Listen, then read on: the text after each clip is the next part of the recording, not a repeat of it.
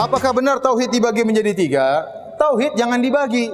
Tauhid jangan dibagi. Tauhid itu artinya mengesahkan Allah Subhanahu wa taala. Jadi zaman Nabi tidak perlu dibagi-baginya. Kenapa ada orang sekarang membagi tauhid? Sebenarnya untuk menyatukan kembali tauhid.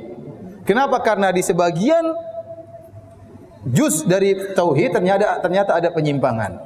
Dahulu saya tanya, para sahabat semua percaya menciptakan alam semesta Allah atau tidak? Semuanya percaya. Para sahabat tidak ada yang berbuat syirik, tidak ada yang minta kepada penghuni kubur, ya. Tidak ada yang pergi ke dukun, ya, sehingga mereka dalam hal ini juga benar. Dan para sahabat semuanya mengatakan yang tahu ilmu gaib hanyalah Allah Subhanahu wa taala. Kemudian sekarang timbul masalah baru di zaman sekarang, ada orang percaya Allah itu pencipta satu-satunya, tapi dia juga berdoa kepada mayat. Nah, ini jadi bingung. Sehingga akhirnya timbul pembagian untuk menjelaskan. Dalam sisi Allah Maha Pencipta kamu sudah benar. Tapi dalam sisi kamu meminta kepada penghuni kubur kamu salah. Nah, salahmu itu namanya tauhid uluhiyah dalam hal ini. Adapun meyakini Allah mencipta itu sudah benar. Ini disebut dengan istilah tauhid rububiyah. Maka saya katakan asalnya tauhid tidak perlu dibagi. Pembagian itu datang bukan dalam untuk memecah-mecah tauhid, tapi dalam rangka menjelaskan yang keliru. Paham? Seandainya tidak ada kekeliruan, tidak perlu ada penjelasan. Dan pembagian ini hanya sekedar untuk penjelasan. Ini mimbabil bayan. Nah, jadi kita ulangi. Bagaimana Wahabi melihat ketiga ini? Wahabi membagi tauhid itu menjadi tiga. Ada tauhidul rububiyah, ada tauhidul uluhiyah, ada tauhidul asma wa sifat. Parahnya lagi, saudara, dengan pembagian ini akhirnya kalangan Wahabi mengakui kalau ada orang musyrik yang mengakui adanya Allah yang menciptakan alam semesta, walaupun mereka tidak menyembah Allah, itu disebut ahli tauhid rububiyah. Ahli tauhid rububiyah, tapi tidak ahli tauhid uluhiyah. Ini yang ditolak oleh ahlus sunnah. Tolong digarisbawahi. Nah, karena kemarin saya lihat ada yang nyebar video ingin menanggapi apa yang saya sampaikan tentang trilogi tauhid. Terus dia mengatakan bahwa di NU juga ada rububiyah, uluhiyah, asma dan sifat. Dalam surat Al-Fatihah juga ada rububiyah, uluhiyah, asma dan sifat. Dianggap saya ini nggak ngerti surat Al-Fatihah. Nanti kita jelaskan saudara, nanti kita jawab. Jadi jangan dipelintir. Saya tidak menentang rububiyah, uluhiyah, asma dan sifat. Yang saya tentang kalau rububiyah, uluhiyah, asma dan sifat dipilah. Ini nggak boleh. Sama seperti rukun iman. Rukun iman ada berapa? 6. Ada iman kepada Allah, iman kepada Rasul, iman kepada malaikat, iman kepada yaitu Al-Quran, kitab-kitab suci dan seterusnya. Saudara, rukun iman walaupun disebut ada 6, tapi nggak boleh kita beriman kepada sebagian, tapi kita ingkari sebagian lainnya. Ada orang mengatakan saya beriman kepada Allah dan kepada Nabi Muhammad. Saya nggak beriman kepada Al-Quran. Boleh nggak disebut mukmin? Mungkin mukmin 2/6. Karena dia terima 2, yang 4 dia tolak. Apa bisa disebut begitu? Nggak bisa saudara. Kalau dia tidak menerima rukun iman secara utuh, nggak bisa dia disebut mukmin. Nah, begitu juga rukun Islam. Ada berapa? Ada 5. Yang pertama, pengucapan 2 kalimat syahadat. Yang kedua, menegakkan sholat. Kemudian masih ada lagi puasa Ramadan dan juga zakat serta haji. Terus ada orang masuk Islam. Dia katakan cukuplah saya membaca syahadat karena saya banyak duit saya bayar zakat. Sholat gak wajib itu. Dia tolak kewajiban sholat. Apa boleh disebut muslim? Muslim 2/5? Nggak bisa saudara. Dia nggak bisa disebut muslim kalau nggak menerima kelima-lima kewajiban daripada rukun Islam tadi saudara. Soal kalau dia nggak sholat itu urusan dia dosa. Tapi kalau dia mengingkari kewajiban sholat, saudara, ini bisa membatalkan keislamannya. Batal imannya kalau satu saja rukun tidak terima. Batal Islamnya kalau satu aja rukun Islam dia tidak terima. Begitu juga tauhid. Batal tauhidnya kalau satu aja ada unsur ini dia tidak terima. Kira-kira jelas tidak? Nah, ini sengaja saya mesti hati-hati menyampaikannya karena banyak orang nggak paham apa beda Aswaja sama Wahabi dalam soal trilogi tauhid. Kelihatannya sama aja, nggak sama, saudara. Aswaja itu menerima rububiyah, uluhiyah, asma dan sifat sebagai unsur yang harus ada di dalam tauhid dan tidak terpisahkan. Satu saja dipisah, batal tauhidnya. Nah, itu yang nggak boleh kita lupa. Beda dengan kalangan Wahabi. Kita urai. Mari kita urai, saudara. Kita lihat di sini apa sih yang dijadikan dalil oleh kalangan Wahabi ini tentang trilogi tauhidnya. Antara lain, saya sebutkan antara lain surat Az-Zumar ayat 3 dan 38. Di ayat 3, saudara, Allah menceritakan tatkala orang-orang musyrik yang menyembah berhala diajak oleh Nabi untuk menyembah Allah dan meninggalkan berhala, maka mereka berkata kepada Nabi, "Ma na'buduhum illa liyuqarribuna ilallahi zulfa." Artinya kami tidak menyembah mereka, mana buduhum, kami nggak sembah itu berhala-berhala, illa melainkan liyuqarribuna, untuk mendekatkan kami ilallah, kepada Allah, zulfa, sedekat-dekatnya. Jadi artinya menurut kalangan Wahabi, berarti orang-orang musyrik di zaman Nabi udah kenal Allah. Dia sebut Allah, ilallah. Berarti mereka sudah mengakui Allah itu sebagai Tuhan, pencipta semesta alam. Hanya saja di dalam menyembah Allah mereka mempersekutukan Allah, menciptakan berhala-berhala sebagai wasilah untuk mendekatkan diri kepada Allah. Ini hujahnya orang-orang kafir kepada Nabi alaihi salatu wassalam. Dan ini dijadikan hujah oleh orang-orang Wahabi.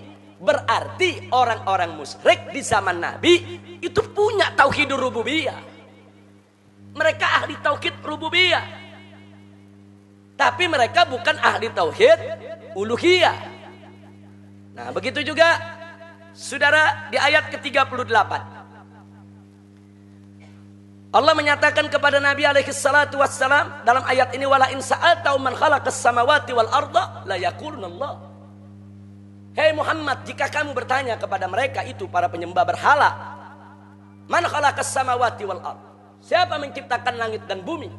La yaqulunallah, niscaya pasti mereka akan menjawab Allah. Nah, jadi orang Wahabi lebih yakin lagi, berarti orang musyrik di zaman Nabi kenal Allah dan mengakui Allah itu yang menciptakan alam semesta. Hanya mereka mempersekutukan Allah dalam penyembahan. Oleh karenanya mereka patut disebut ahli tauhid rububiyah, karena ada rububiyahnya mereka akui.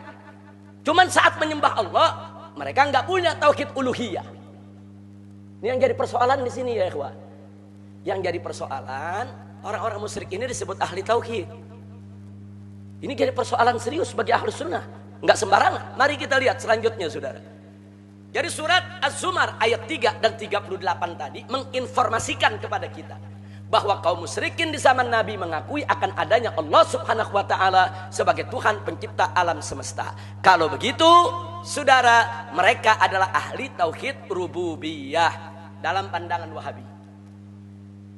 Dan dalam surat Az-Zumar ayat 3 dan 38 tersebut juga menginformasikan bahwa kaum musyrikin di zaman Nabi masih tetap mempersekutukan Allah subhanahu wa ta'ala, sehingga mereka bukan ahli tauhid uluhiyah. Nah, kita sepakat dengan Wahabi, mereka bukan ahli tauhid uluhiyah. Oke, kita sepakat. Tapi kalau mereka disebut ahli tauhid rububiyah, ini persoalan serius karena digarisbawahi oleh Aswaja. Bagaimana kafir disebut ahli tauhid? Ini nggak pernah terjadi. Di zaman ulama salaf kita, orang kafir disebut ahli tauhid, walaupun yang dimaksud hanya tauhid rububiyah. Kira-kira jelas tidak? Ini pelajaran akidah agak ngejelimet sedikit, tapi makanya mesti fokus. Nah, ini perhatikan, tolong fokus betul ini pelajaran ya kawan. Ini yang kita tolak. Nah, jadi jangan dipelintir. Ini ustadz-ustadz Wahabi ini di YouTube dipelintir, seolah-olah yang saya tentang Habib Rizik nggak mengakui rububiyah, Habib Rizik nggak mengakui uluhiyah, Habib Rizik nggak mengakui asma dan sifat. Kalau saya nggak akui, saya udah kafir. Itu kalau nggak ngakui tiga-tiganya udah kafir pangkat 3 itu. Jangan, bukan itu. Saya tidak menentang uluhiyah, rububiyah dan asma dan sifat bagi Allah. Yang saya tentang kalau rububiyah dan uluhiyah dipisah. Akibatnya begini. Ini yang kita tolak. Nggak bisa. Orang kafir disebut ahli tauhid, tunggu dulu saudara. Kira-kira jelas tidak? Baik. Nah sekarang mari kita lihat lagi. Nah sekarang Ini implikasi hukum kepada orang musyrik disebut ahli tauhid. Nah sekarang bagaimana implikasinya terhadap muslim yang bukan Wahabi? Mari kita lihat. Kita nih Asy'ari. Asy'ari mengakui akan adanya Allah Subhanahu wa taala sebagai Tuhan pencipta alam semesta dan sebagai satu-satunya Tuhan yang berhak disembah. Betul. Menurut Wahabi, kita ini Asy'ari adalah ahli tauhid rububiyah dan uluhiyah. Nah, kita diakui nih sebagai ahli tauhid. Kita semua diakui sebagai ahli tauhid. Tapi tauhid apa? Rububiyah dan uluhiyah. Nah sekarang Wahabi melihat bagaimana akidahnya kaum Asy'ari. Asy'ari tidak mengakui bahwa Allah Subhanahu wa taala punya tangan, punya kaki, punya betis, punya wajah, punya mata, serta duduk, lari, naik, turun dan tertawa seperti makhluk. Asy'ari nggak ngakui itu. Nah, menurut kalangan Wahabi, kalau Asy'ari tidak mengakui ini semua, berarti kaum Asy'ari ingkar terhadap sifat Allah. Karena Allah yang menyebut dalam Al-Quran, Yadullah, tangan Allah, berarti Allah punya tangan. Ainullah, mata Allah, berarti Allah punya mata. Kenapa kaum Asy'ari mengingkari sifat Allah? Kalau kaum Asy'ari mengingkari sifat Allah, berarti kaum Asy'ari termasuk kaum mu'attil. Apa itu mu'attil? Yang meniadakan sifat Allah. Kita disebut mu'attil. Saudara, disebut kelompok yang meniadakan sifat Allah. Sehingga menurut mereka, kita ini Asy'ari, saudara, yang tidak mengakui tentang isbatnya tangan, kaki, wajah, muka bagi Allah, kita disebut bukan ahli tauhid asma dan sifat. Kesimpulannya apa? Kita bukan ahli tauhid. Asy'ari bukan ahli tauhid, saudara. Walaupun maksudnya bukan ahli tauhid asma dan sifat. Dari segi rububiyah, uluhiyah mereka akui, kita saudara mereka, kita ahli tauhid. Tapi dari segi asma dan sifat, kita dibilang bukan ahli tauhid. Ini yang membingungkan umat, saudara. Orang kafirnya dibagi dua, adalah kafir ahli tauhid, ada kafir bukan ahli tauhid. Yang muslimnya dibagi dua juga, ada muslim ahli tauhid, ada muslim bukan ahli tauhid. Ini saya mau tanya, ini pembagian semacam ini ulama salaf yang mana yang buat? Saya mau tanya saudara, terus terang. Kafir dibagi dua, ada kafir ahli tauhid, ada kafir bukan ahli tauhid. Muslim juga dibagi dua, ada muslim ahli tauhid, ada muslim bukan ahli tauhid. Saya tanya, bingung nggak? Kalau aswaja simpel saudara, kalau dia sudah menyebut la ilaha illallah, nggak melakukan kufrun bawah, dia muslim, dia ahli tauhid, titik. Saudara, kalau dia dia terima rububiyah, tapi dia tidak terima uluhiyah, tetap kafir. Dia bukan muslim, kafir. Oh dia menerima rububiyah, dia menerima uluhiyah, tapi dia nisbahkan sifat-sifat yang tidak layak kepada Allah Subhanahu wa taala. Dia kafir, selesai. Nggak ada itu bagi-bagi. Muslim ada dua, muslim ahli tauhid, muslim bukan ahli tauhid. Orang kafir bagi dua, ada kafir ahli tauhid, ada kafir bukan ahli tauhid. Nah ini istilah-istilah semacam ini merupakan al-bid'atul kubra, bid'ah yang terbesar sepanjang sejarah daripada umat Islam, sudah. Nah, jadi jangan kalangan Wahabi cuma cerita bid'ah, tawasul bid'ah, tabarruk bid'ah, ziarah kubur bid'ah, memperingati maulid bid'ah, memperingati Isra Mi'raj bid'ah, marhabanan bid'ah. Semua mereka sebut bid'ah. Ini yang mereka lakukan super bid'ah. Ya bersihkan dulu dong ini. Jangan nuduh-nuduh orang dulu. Jangan menudingkan tangan kita ke saudara-saudara kita sendiri dengan menyebut ahli bid'ah. Sementara mereka memelihara al-bid'atul kubra. Ini bid'ah terbesar. Dalam akidahnya umat Islam. Menyebut orang kafir sebagai ahli tauhid. Kira-kira jelas tidak? Ya, kadang-kadang memang ceramahnya, belajarnya mesti ditekan-tekan juga. Kadang-kadang mesti lembut, tapi kadang-kadang mesti ditekan juga sekali-sekali. Biar terpatri di benak kita dan di hati kita, insya Allah. Jadi kesimpulannya apa trilogi Tauhid Wahabi? Mari kita lihat saudara. Ini saya hanya ingin menyoroti sisi berbahayanya dari trilogi Tauhid ini. Kaum musyrikin, karena mengakui adanya Allah sebagai Tuhan pencipta alam semesta, walaupun tidak menyembah Allah, maka disebut ahli Tauhid Rububiyah. Sedangkan aswaja walaupun menyembah Allah Subhanahu wa taala, akan tetapi karena tidak mengakui bahwa Allah punya sifat seperti makhluk, maka aswaja disebut bukan ahli tauhid asma dan sifat. Yang musyrik disebut ahli tauhid, yang muslim disebut bukan ahli tauhid. Artinya di sini terjadi pentauhidan kafir dan pengkafiran ahli tauhid. Ini metodologi akidah macam apa yang seperti ini, saudara? Kita kalau mau bicara metodologi, metodologi itu harus lurus, tegak lurus, tidak bias, tidak bahaya. Ini berbahaya bagi akidah umat Islam di seluruh dunia, ya ikhwan.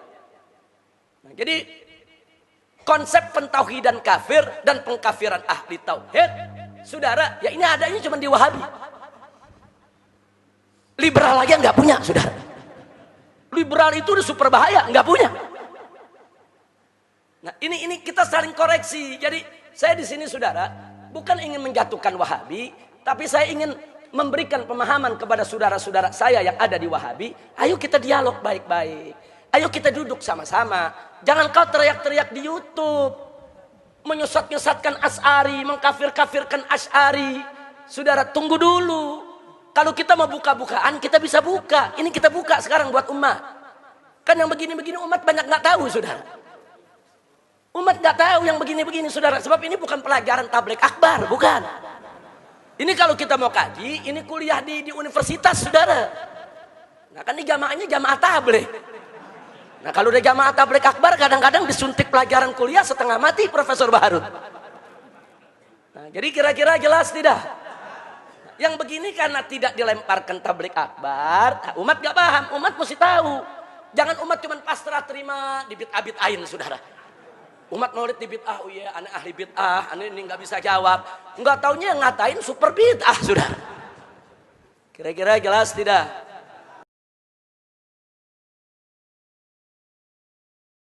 Kalau mayoritas umat Islam di dunia Asy'ariyah Maturidiyah, konsep tauhidnya tentang ketuhanan itu sifat 20. Kalau Asy'ariyah ya sifat 20.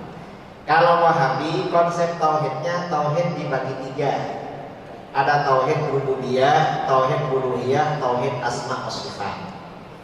Tauhid rububiyah dan uluhiyah ini untuk mengkafirkan umat Islam yang melakukan istighatsah, tawassul dan tabarruk. Jadi orang yang beristighatsah, bertawassul dan bertabarruk itu syirkan akbar. Jadi bukan bukan asghar tapi akbar.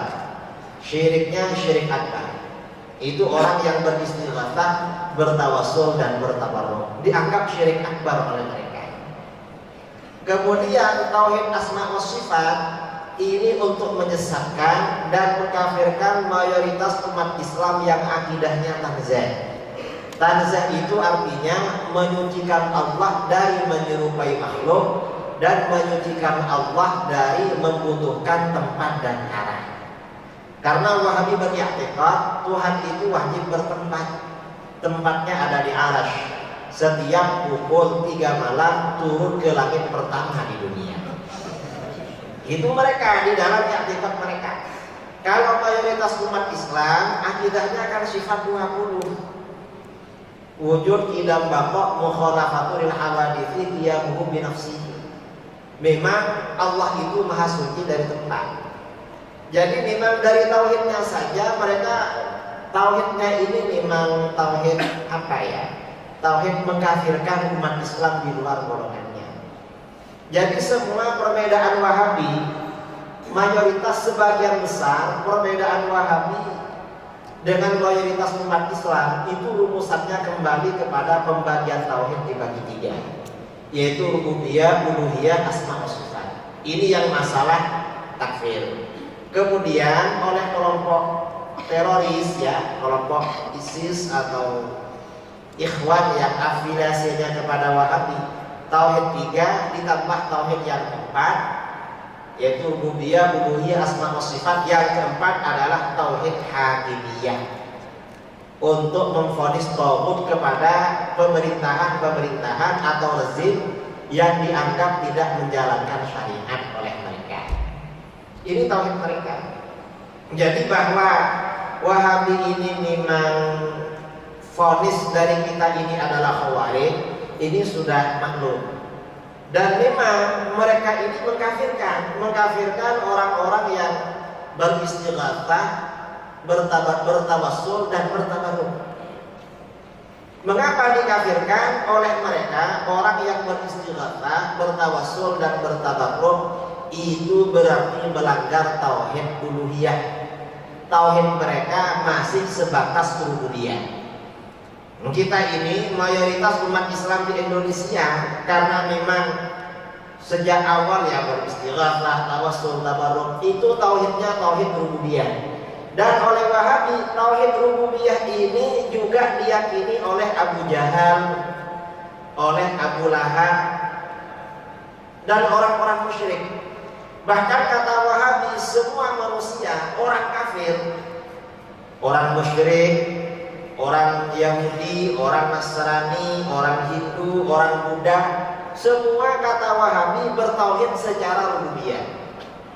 Mereka ini kafirnya secara uluhiyah saja. Ini kata Wahabi. Nah, sedangkan umat Islam yang beristighatsah, bertawassul, bertabarruk itu tauhidnya rububiyah saja. Uluhiyahnya tidak, karena itu tauhidnya sama dengan mereka. Ini di dalam kitab-kitab mereka. Kita ini dianggap tidak bertauhid secara uluhiyah, karenanya dianggap kafir. Bahkan di dalam kitab-kitab Wahabi ini ada kitab terbaru ya, kitab kira-kira terbit 15 tahun yang lalu atau lebih lah, pokoknya kitab modern. Nama kitabnya berjudul Kaifa Nafhamut Tauhid, bagaimana kita memahami tauhid. Ustadz-ustadz Wahabi di Indonesia, kalau ada lembaga-lembaga pendidikan Wahabi di Indonesia, pasti mendistribusikan, membagi-bagikan kitab ini secara gratis. Karangan Ahmad bin Muhammad Bashir. Dalam kitab ini Kaifa Nafhamut Tauhid, di bagian tengah kalau tidak keliru halaman 14 ada bab Tauhidu Abi Jahal wa Abi Lahab. Penjelasan tentang tauhidnya Abu Jahal dan Abu Lahab. Jadi mereka ini merasa perlu untuk mengangkat derajatnya Abu Jahal dan Abu Lahab sebagai orang yang bertauhid. Lalu di situ dikatakan ajibun wa gharib ayyakuna Abu Jahlin wa Abu Lahabin.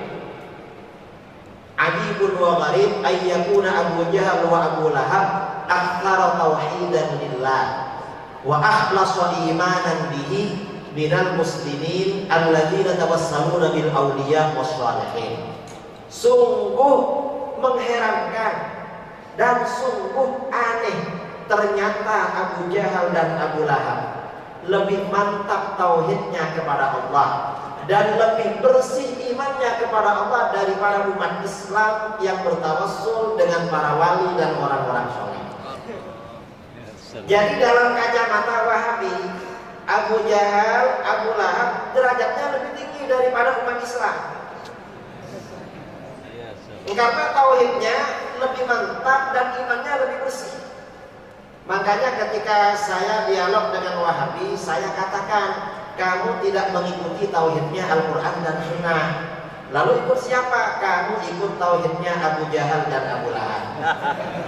Mengapa? Karena pujianmu adalah, yang menjadi pujian kamu adalah Abu Jahal dan Abu Lahab, sehingga dianggap sebagai orang yang bertauhid. Tauhidnya lebih mantap, imannya lebih bersih. Sementara kami dianggap orang-orang musyrik, lebih syirik daripada Abu Jahal dan Abu Lahab. Syekh Muhammad bin Abdul Wahab An-Najdi, pendiri aliran Wahabi, di dalam kitab-kitabnya secara vulgar terang-terangan mengatakan bahwa anna syirka ahli zamanina, syiriknya orang-orang zaman sekarang, kata dia, asyaddu min syirkil awwalin minal musyrikin, lebih dahsyat, lebih parah daripada syiriknya orang-orang dulu dari kalangan orang-orang musyrik Quraisy seperti Abu Jahal dan Abu Lahab. Ini memang terang-terangan. Jadi memang pola pikir mereka takfiri seperti itu, mengkafirkan.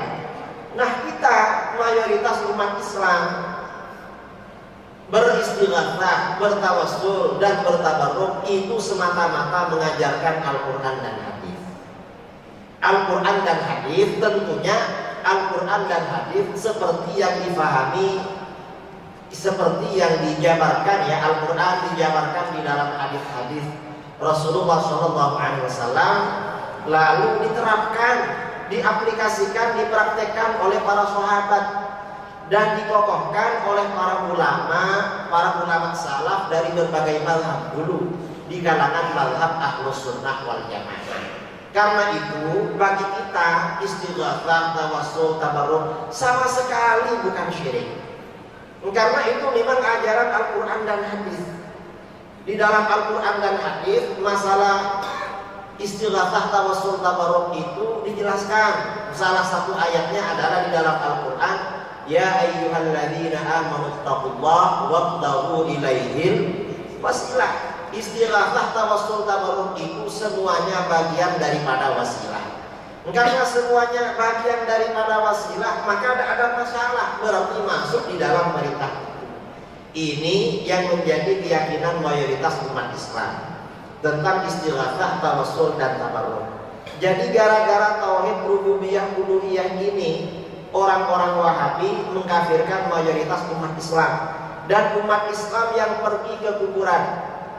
Orang pergi ke kuburan ini oleh Wahabi disyirik-syirikkan. Padahal dan mereka menvonis orang yang pergi ke kuburan itu sebagai penyembah kuburan. Ini terus terang mereka menganggap penyembah kuburan. Padahal mereka nggak pernah ziarah kubur. Orang-orang yang pergi ke kuburan para aulia itu biasanya baca tahlil. Biasanya baca surah Yasin ya, lalu baca tahlil.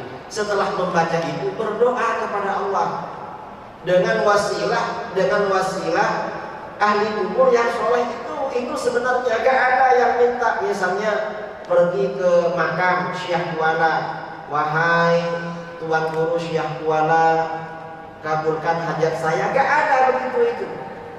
Ketika ini disampaikan kepada Wahabi, lalu kata Wahabi, ada Wahabi yang bilang, ada kiai orang pergi ke makam wali berkata begitu. Saya heran, kamu kok tahu wong kamu gak pernah ziarah kubur. Yang sering ziarah kubur itu saya. Saya mau berangkat kemana, kadang mampir ke Sunan Ampel, kadang pulang dari mana mampir ke makam.